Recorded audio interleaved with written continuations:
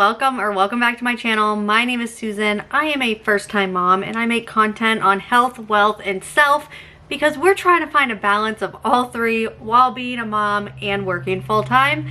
If you're into any of that, stick around. Today's video is my birth story. I have already told this story on YouTube. However, I was a couple days postpartum, a little frazzled, and the quality was terrible, which you guys let me know in the comments. So now that I've upgraded my equipment, I have settled down and I'm ready to tell this story to help you. My whole goal is so that scared moms, because I know I was terrified when I was pregnant to give birth, I just want to be the voice of reason that, one, you're gonna be okay, you're gonna be a rock star, you are going to do the damn thing and it's gonna be amazing. Number two, it's okay to be scared. And number three, this is a positive birth story. And I just wanted to share it because I know that I was looking for positive birth stories on the internet before I gave birth. And there was a handful of them that really put my anxieties at ease. I know that that is not going to wipe away all of your worry. It's really scary to go into the unknown, and birth itself is scary, and that's okay. But if I can help you go into it a little empowered, a little less scared, and a little less alone, then that is the whole point of this video. So let's just dive right in. So for context, my due date was July 5th, 2024, which was actually my dad's birthday. I went into labor on July 3rd. I woke up at 3 a.m.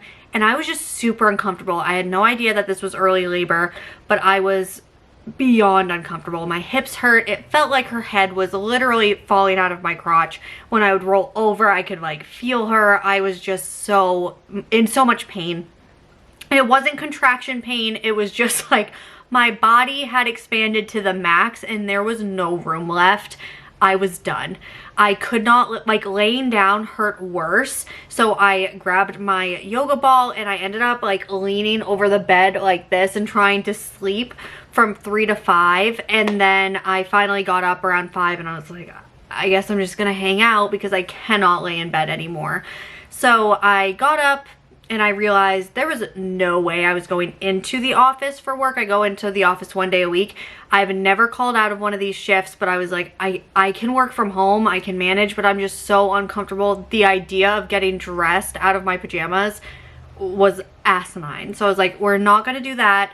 I texted my manager. I said, is it all right if I work from home today? She was like, yeah, absolutely. Hope everything's okay. And then I proceeded to work. The contractions started around 6 a.m. So from 3 to 6, I was just really uncomfortable. My back hurt, which was nothing new. I had been in a lot of back pain my entire pregnancy. But then 6 was when the cramping and contractions started. We had a handful of false labor experiences. So I had the little timer on my phone. So I just started timing them. I did not think anything of it. I would go in at like spurts of up to 6 hours of very consistent contractions and then they would just evaporate, or I'd change position and they would stop. So like I said, I was not thinking this was anything other than false labor again. So I was tracking my contractions. My dad stopped at our house around noon and he had lunch with me, which is not normal at all, but it was nice. And then by the time he left from lunch, I was like, I'm gonna call the on-call nurse because these are 3 to 4 minutes apart. They're consistent. They're getting stronger. I have to breathe through them. I'll insert a clip of me breathing through them right here. And as you can see, I'm just trying to stay calm. And one of the biggest tips that I saw in my positive birth story YouTube rabbit hole that I fell down was loosening your jaw. So I was trying to be really conscious, like, when it got really intense or it hurt, I would just try to loosen my jaw and just relax a bit. And it's true. The more you can relax, the less it hurts, which is really hard in the moment because you're in so much pain. But like, I promise, just key thing, if you take anything from this video, try to remember to loosen your jaw. You're gonna thank me later. So I called the nurse around 1 and I was like, listen, this is what's going on. This is how far apart they are. This is how long they are. I don't know what to do with this information. And she was like, well, I think he's gonna want you to come in, but let me talk to the doctor and I'll call you back. So she calls me back and she was like, yep, he wants you to come in. And I literally told her, I was like, listen, my ego is too big to be called in to be then sent home. Like, I do not want to be sent home. If I'm coming in, I want to have this baby. I was so done being pregnant. And she was like, I obviously haven't seen you in person, she said, but this sounds like the real thing to me. I don't think you're going to be sent home. And I said, okay. So I ran around, I packed all of our bags, and I left them by the front door. I was superstitious. I was like, if we pack the bags, they're going to send us home. Chris was like, okay. So I called Chris from work and I said, I need you to come pick me up. We need to go to the hospital. I think I'm having the baby. And it's not like the movies. It's not like, oh my gosh, like we need to go to the hospital right now. My water broke. It was nothing like that. It was just, I'm having contractions. We're going to go get checked out. So we get there around 2. Yeah, I called my manager. I said, hey, I think I'm in labor. We're going to the hospital and that was around 2. So I left a couple hours early for my shift. Get to the hospital, get checked in, get it, like, they give you your bracelets, all that good stuff. They checked me. I was 3.5 centimeters dilated, and then they had done the whole belly band thing, tracking the baby's heart rate and my contractions and that sort of thing. They were intensifying. They said, we're going to check you again in an hour, and that'll determine if you go home or if you stay. When they checked me an hour later, we had gone for like a walk, and at one point during that walk, which we walked around the hospital, we went outside, and we were on that walk, and I got a contraction that literally almost brought me to my knees. And I looked at Chris, I said, we're not going home. Like, this is it. This is the real deal. So we get back to my room. The doctor came in, he checked me, and I was 5 centimeters dilated. And he said, you are not leaving here pregnant. And that became my favorite sentence I'd ever heard. I was so excited. He was like, we are having a baby tonight. And I was like, all right.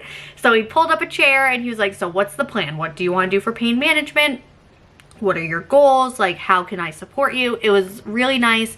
So we sat there, we talked. I gave him the rundown of like how I wanted to do pain management, in what order, what I had already tried. So after we had that conversation, they gave me an IV because I was GBS positive, so I needed an antibiotic.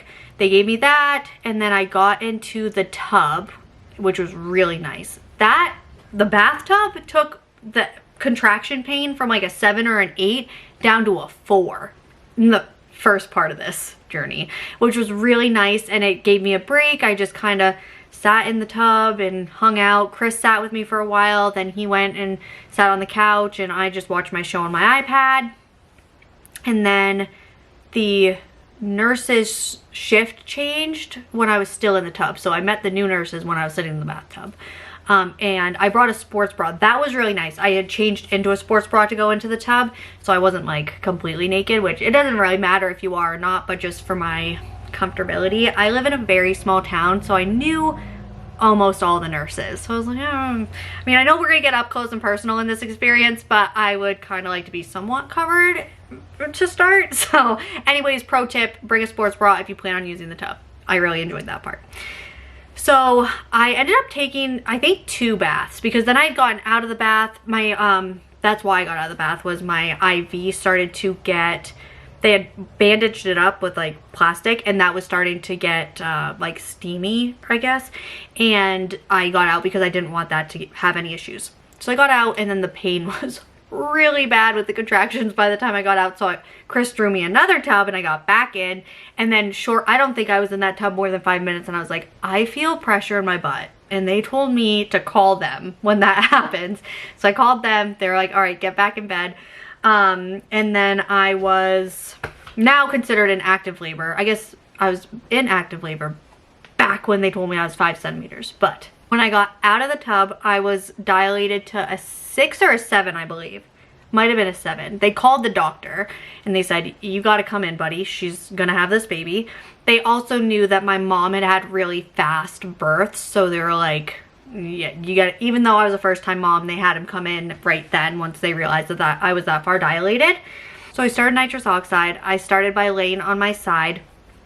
Chris would hold my hand, and I had the nitrous oxide like mask on, and then the nurse stood behind me and applied counter pressure on my hips, which was life-saving. Nitrous oxide is just a laughing gas, for those of you who do not know. I took the first contraction, I was breathing in it, and I came out of it, and I was like, Boozy Susie is back. Oh my, it's like the perfect wine buzz. It was very fun to start. And so I used that. That was the only form of pain management or medicine that I used while I was in labor, and I really liked it. It took the edge off of the contractions for active labor, and then we entered into transition. Transition was intense. My nurse had suggested going on like on all fours, but leaning up against the back of the bed when the bed was like upright, if that makes sense. She was like, I've had a lot of patients in the last week do really well with this position. Like, do you mind trying it? So I was like, I'll try anything. So I tried that, and I sat there for quite a while actually. And I was doing the nitrous oxide, and this is when I started to see my contractions in color. I don't know if this was the nitrous oxide. I should ask because I never followed up on this. But I could visualize, I'd shut my eyes when I was having a contraction, breathe in the nitrous oxide, and I could literally visualize them in color. And they started out really like light and cute, like pink, and the pinks would like flow and sparkles, and they would just, like, the color was moving in my head. And then when the contraction dissipated, the color would kind of like scatter. And then as these contractions were getting more and more tense and more condensed and closer together, at one point I remember being in this position, I was like, I'm not getting a break. Like, they were not stopping. And that was something I didn't expect. I didn't realize I was at that point I was not going to get a break. And that was really intense, and it was pretty scary just because it was back to back to back. But like I said, pinks, and then purples, oranges, red, green into, I think green went into blue, and blue started to get really dark, almost to black, and I was like, this is where we're headed. And then by the time I was ready to push, I could just see black. Like, granted, my eyes were shut, but I could visualize just black. Like, the pain was so intense that it swallowed up all the light, all the shadows, and everything in between. I wrote about all of this in my new book, My Moon and Stars, which is poetry for mothers, but I describe all of these colors in great detail in that book. If you're interested, you can shop it on Amazon, and the link is in the description of this video. So I had gotten down from being in all fours so that they could check me again. I was stuck at a 9.5 for over an hour and a half. So I progressed really fast. I was progressing about a centimeter an hour until I got to 9.5, and then I was stuck there for going on 2 hours. Once they had checked me one of those last times, it was 3 months ago. I don't remember exactly at this point. But I couldn't move. Like, I could not get up anymore. And he was like, do you want me to break your water? And I said, you're gonna need to wait until the next contraction, till this contraction stops, because I cannot make medical decisions for myself right now. So then once that contraction stopped, we had a little conversation about it, and I said, what does that, like, if you break my water, what does that mean? And he said, I think it's gonna speed it up. So I was like, okay. So he broke my water, but there wasn't really a whole lot of water because her head was already so low that the water all came out after her. I didn't have like a water breaking moment per se, except shortly after he broke my water, I got sick. And I remember I was on my side, and I remember opening my eyes and looking at Chris and saying, I feel really scared and I feel like I'm gonna throw up. And so I kind of hoisted myself up, and they got me one of those puke bags, and I had an exorcism level puke sesh. It was, I've never been that sick in my life. Like, everything was out. I filled 2 of those bags, spit into a third. And I remember I thought I was peeing myself. I was throwing up so violently I thought I was peeing. And I know I told you it was a positive birth story, and this doesn't sound positive, but I promise this was temporary. This was maybe 2 minutes of the whole couple hours I was in labor, so I don't want to scare you with this. But I did puke, and they had told me that that probably was going to happen. They said a lot of people do, so it's scary, it's uncomfortable, but it wasn't that bad.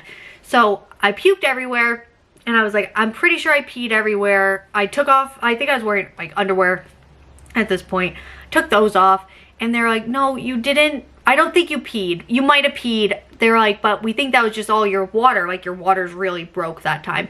And one nurse was like, you just shot your baby so far down into your vagina. And I was like, okay, that's a fun way of looking at it, I guess. Like, she was really proud, and that made me happy, I guess. So my doctor was like, you're still 9.5 centimeters. He's like, you literally have that much cervix left. He was like, the second that baby's head gets through it, you're gonna be like in the clear. He was like, so if you want to try pushing, I'm gonna let you push before you hit 10 centimeters, but it's up to you. And I was like, I don't know what to do. Like, I couldn't make medical decisions. And one of my nurses was like, when I was having my baby, it felt really good to push against the pain. And I was like, okay, let's try it. So they like detach the bed, they take the bed apart, they get the stirrups up. They're like, Chris, you're gonna hold one leg, this other nurse is gonna hold your other leg. Let's get after it. And he was like, you're gonna push on contractions. So I'm spread eagle, dude. And the contractions stop. And the nurse is like, I told you, sometimes this happens. You're having them back to back to back, and then you get all ready, and then they just stop. Sis was right, because gone. They were gone. And I was like, all right. My memory card was full, so where I left off, I don't know. So I have my nurse on one side and Chris on the other, and they're like, you're gonna pull your legs back and you're gonna push and we're gonna count to 10. Well, I don't know if I was in so much pain that I wasn't listening, or I just thought I knew what I was doing. Tell you what, pushing is not what I expected. So I have lifted weights the majority of my whole adult life and some of like my high school years. When you're lifting heavy things, you breathe out to get that last like pump. Well, it's not like that when you're pushing out a baby. You're trying to hold your breath for 10 seconds and push at the same time, so it like pushes it out. Like, not it, pushes the baby out. I didn't understand that part, so I would get to 7 seconds and I'm like, like gassed, dude. And then she explained, she's like, no, hold your breath. Anyways, we figured it out. We got into a groove. I pushed for 45 minutes. I was convinced she was never coming out. I remember thinking at one point, I am in so much pain, I want to ask for a C-section, but I couldn't imagine the bed rolling down the hallway to get to the OR. Like, why that was my processed thoughts, like that's what I was thinking, I do not know. But that was something that crossed my mind and stuck there because I'm still talking about it today. And so I remember him saying at one point, on the next push, you can feel her head if you want. And I was like, no thanks, so I'll see her when she comes out. And he was like, yeah, everyone says that, and then they never want to feel the head come out. And I was like, thinking about it now, if we have a second kid, I'll probably do it. But in that first moment, like, I was just focused on getting her out of my body because I was in so much pain. And the weird thing is, yes, the contractions hurt. That wasn't what hurt. Like, that wasn't the most painful part. The most painful part was literally my hips and my back. I thought my hips were going to shatter. Like, by the time she was out, I was convinced I was going to have fractures. That is what hurt. And also, I really thought, like, my girl parts were going to really hurt. That didn't hurt at all in the scheme of things. It just felt like, you know when you go to the dentist and they pry open your jaw and they shove gauze back there to, like, keep your mouth open? That's what it felt like they were doing to every hole down there, if you know what I mean. And that was quite intense. But that was just like pressure. That part didn't really hurt. And then I remember him saying, okay, gentle push. And I was like, I remember kind of opening one eye. I was like, gentle push? And he was like, gentle push. Gentle push. And I literally thought my pee hole ripped open, but it didn't. It was just her shoulders coming out. But then, I'm not even kidding you guys, she's out. And the pain evaporated. All of the pain that I was in, gone. Contractions, gone. Hip pain, gone. Back pain, gone. Pee hole pain, gone. Like, literally all of the pain went away in an instant. It was the most intense, incredible, miraculous thing I've ever witnessed in my entire life. It was insane. And then they're like, she's here, she's out, open your eyes. And I look and he's holding her kind of upside down, like squeezing the stuff out of her face. And then he puts her on my chest and it was like game over. It was like he handed me the missing piece to my soul. And I'm just looking at her and she's like so clean. I was shocked. And they said she was one of the cleanest babies they'd ever seen come out. Like I thought she was gonna be covered in white stuff and blood and goop. Nope, this baby was clean. She was slippery and she was clean. And I'm just looking at her, I was like, oh my gosh, like I had a whole baby. I think the first thing I said was like, yeah, girlfriend, like I'm crying too. Like that was not an easy journey. And I said, you have your dad's nose, because that was one thing my whole pregnancy. I was like, I really hope she has Chris's nose. And that girl does have her daddy's nose, which is so cute. After birth, so I'm holding her, we're doing skin to skin. The nurses are kind of like sucking stuff out of her nose and checking, make sure she's okay. And then I delivered the placenta, which I thought that was gonna hurt. I didn't even feel it. It felt like a jellyfish just kind of plopping out.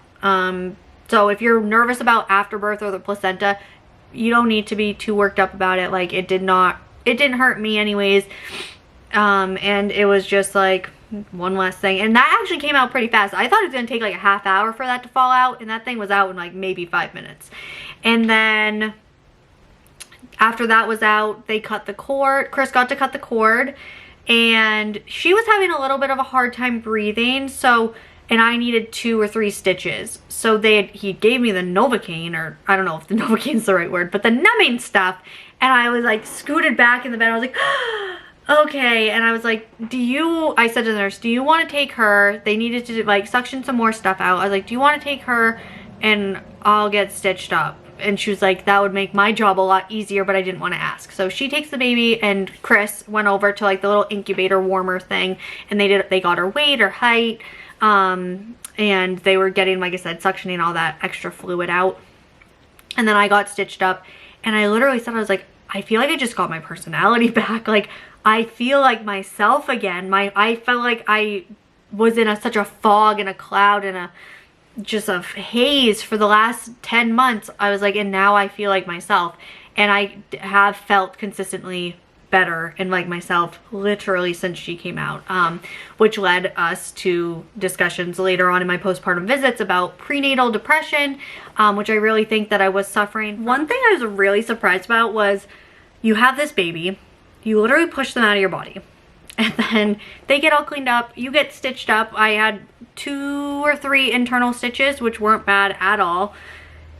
And then the nurse comes and she's like, are you ready to get up? I was like, you want me to stand up?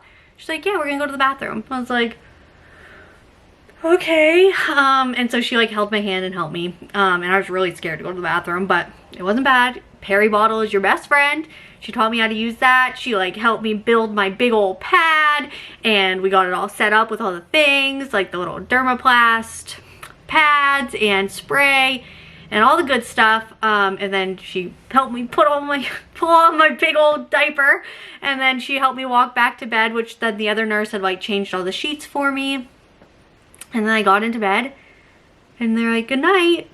Just like, wait, I'm supposed to go to bed after that? Like I'm supposed to go to sleep? For context, I delivered her, she came out at 12:59 a.m. on the 4th of July. And by like 3:15, I was all cleaned up, and they're like, good night.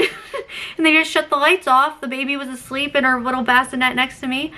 Shut the lights off, and the nurses headed out. And I was just like, wait, like it's over. Like I'm just supposed to go to bed now? Like how does that even work? And so we slept, I think we all slept till 6 or 7 the next morning. Like that morning I got up, I had bled through my little diaper there, so I was like, can you help me? And I did. I called the nurse the first 2 or 3 times I went to the bathroom, and then I was like, all right, I got the hang of this, and I had Chris help me. But it's okay to ask for help as much as you need, and I'm really glad that I had such amazing nurses, and I'm just so thankful that I had such a positive experience. I was able to, you know, have my baby the way I did, which was how I had hoped to. But any way that you bring life into this world is beautiful and miraculous, and there's no easy way. It's all hard. There's no easy way of giving birth. And you were a rock star, whether you did it with medicine, without medicine, with an epidural, without an epidural, a C-section. Like, every mom is a freaking rock star, and I am so proud of you. And if you are a soon-to-be mom, you're going to crush it. You're going to do such a good job. It doesn't matter if things, I mean, it does matter. If things go directly to plan, that's awesome, but very unlikely. Just have an open mind, go into it willing to try something new, or to know that if things don't go to plan, it's still gonna be okay. But also, if things don't go to plan, you're allowed to mourn the experience you wanted or that you thought you would have. All of your feelings around all of it are so valid, and you're gonna do a great job, Mom. Thank you guys so much for watching. Like I said, I'm documenting my life as a mom. I'm very transparent about it. I do daily vlogs on TikTok and YouTube Shorts. I do longer form videos here. I try to fit into the categories of health, wealth, and self to help you guys stay organized and feel confident as a mom or just as a woman. I'm here to share the community and empower you guys, and I'm so glad that I get to share my stories along the way. Please, if you like this video, leave a comment, like, and subscribe. I love YouTube, and I love being here. So your guys' support makes that possible. And I will see you in the next video.